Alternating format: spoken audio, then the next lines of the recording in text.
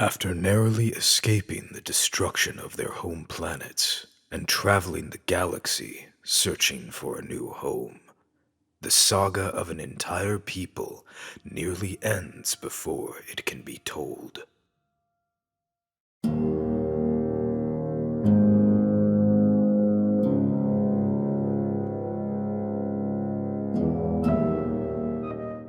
When their generational ship crash lands and survivors forget what they lost, it is up to 6 heroes to rally the people to rebuild and remember.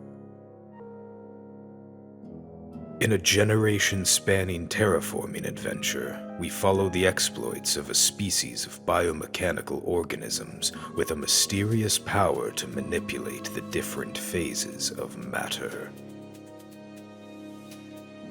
Their most brilliant scientists struggle with hardships on a societal scale, contending with both a dangerous new world and the weight of their own cultural past.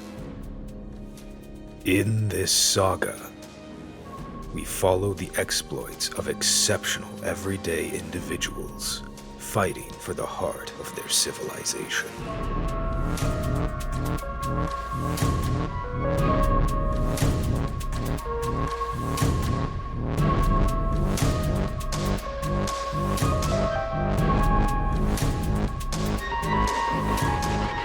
Hello there, everyone. First of all, we want to wish you a happy Bionicle Day.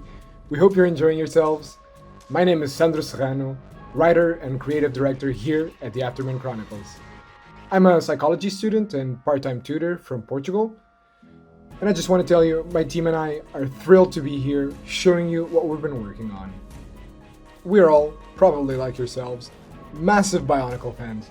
It was a great part of our childhoods, and after it was cancelled, we felt what we imagine most fans felt. How can we keep the spirit of Bionicle alive?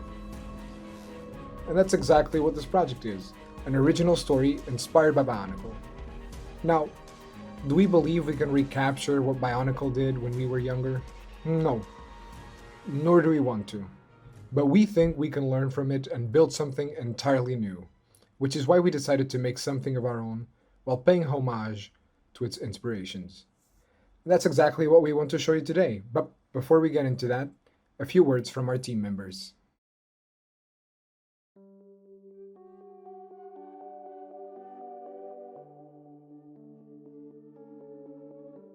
Hello folks, my name is Henry Thornburg, and I'm the lead illustrator, concept, and storyboard artist for the Afterman Chronicles. When I received my college diploma, until a few years ago, I was in the market to find work that I could put my skills into. I had already had a substantial amount of submissions on a site called DeviantArt, and what gained the most traction was stuff based around the Bionicle series. And when Sandro took notice, he contacted me via chat on that site, asking if I wanted a collab on a spiritual successor to the franchise. So I agreed to the offer, and he was pretty excited to see my style of drawing flesh out his character and story ideas, which in turn made me genuinely excited for the opportunity. Bionicle was a big deal for kids like myself growing up in the 90s and 2000s, and to be part of a trend of keeping its memory chugging along will be a great experience.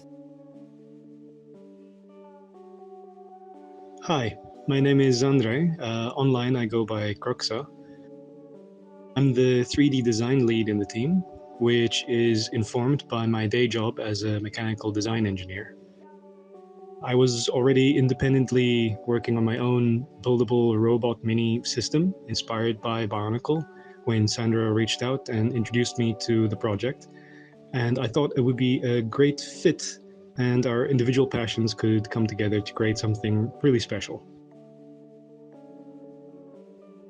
My name is Michael Niemand. I'm the colorist and occasional inker/concept artist for the Afterman Chronicles. And if you know anything about the naming trends in the US between 1954 and 1998, and you speak a tiny bit of German, then you might suspect, like the moderators of various social media sites where I've attempted to register, that I am in fact a robot. While this is not the truth, Bionicle has always had a very special place in my heart. It's how I first bonded with Zandre, one of my oldest friends. I'd been making Bionicle fan art for years when he first approached me with the prospect of working with Sandro and Henry on the project. It's been a really incredible experience doing something like this with people from across the globe that were all so affected by Bionicle's legacy. I can't wait to show you guys what we've been working on.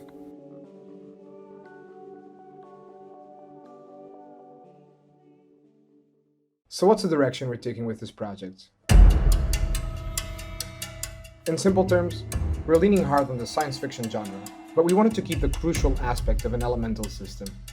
This for us meant having a single fantastical premise and taking it to its most logical extent. This premise wouldn't have been found without the help of my lifelong friend, Francisco. I took inspiration from Bionicle's elemental system and Avatar: The Last Airbender's bending system. Avatar holds a deeper focus on the spiritual and cultural ties between its bending and its users, while Bionicle holds a more science-adjacent focus. With this in mind, I thought, what would then a bending-esque system look like if it were viewed through a scientific lens instead of a spiritual one? And that's when Francisco suggested, what about the 4 states of matter? And thus, essential state manipulation was born. Solid, liquid, gas, and plasma. Everything in the story leads back to this idea.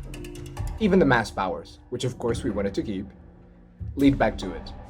This was only possible with the help of my good friend, Mateo, who was a physics PhD candidate and our science consultant. After that, it was only a matter of crafting a world around this singular premise. I started with an evolutionary tree for how organisms with these powers might evolve. I then began crafting the backstory that would justify them evolving into biomechanical beings, as opposed to fully organic ones. The driving force for why they would need to flee their planets, and how this narrow escape ties into essential state manipulation. And this is to say that not only do we have heroes with mass powers, but we also have all sorts of animals and wildlife capable of using ESM too. For instance, we have a slew of landfish which can use gas or solid ESM to fluidize the terrain around them, effectively letting them swim in and on the ground. This one here is a reptilian-esque flying squirrel, which instead of merely gliding, uses its gas ESM with its potassium to actually fly. It can even become invisible and spit fire.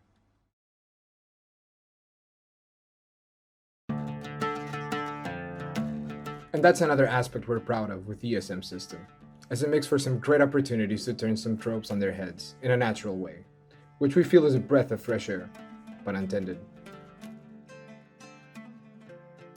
As for the mass powers, well, our main cast's mass powers are inspired, much like Bionicle was, by classic comic book heroes. That's where we get invisibility for Hune, plasma shielding for Tokamak, super strength for Onepa, super speed for Kahipo, underwater breathing for Langu, and sonar for Natora.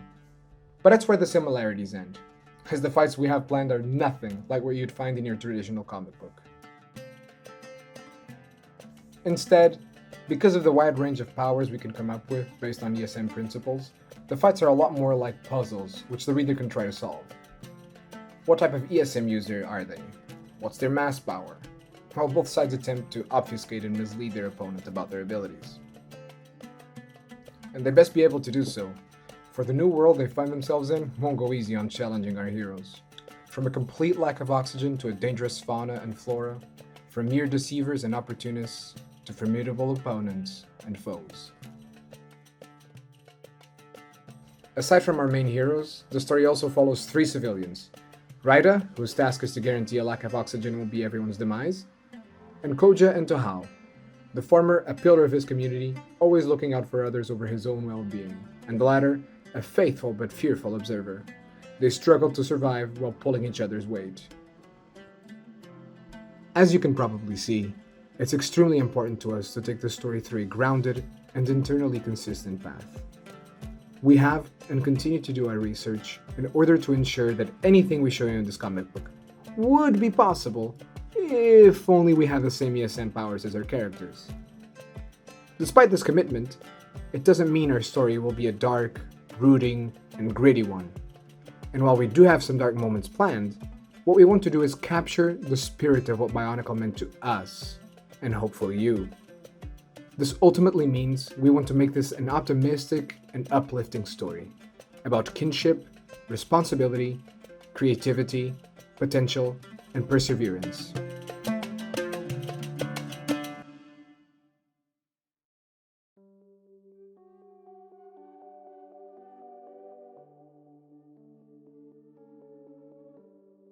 While Bionicle focused more on selling toys, with the story being more of a complementary thing, we want to deliver on both.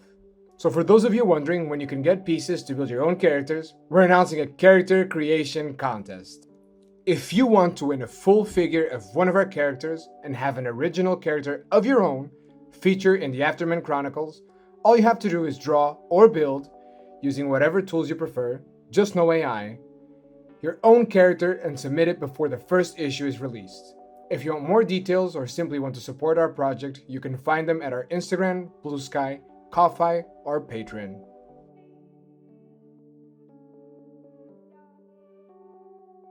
As to whether or not we can actually rediscover the spirit of Bionicle, well, that is for you to decide. But to that end, parts to build your own figures are not the only way we want to make this a multimedia project. So we leave you with this.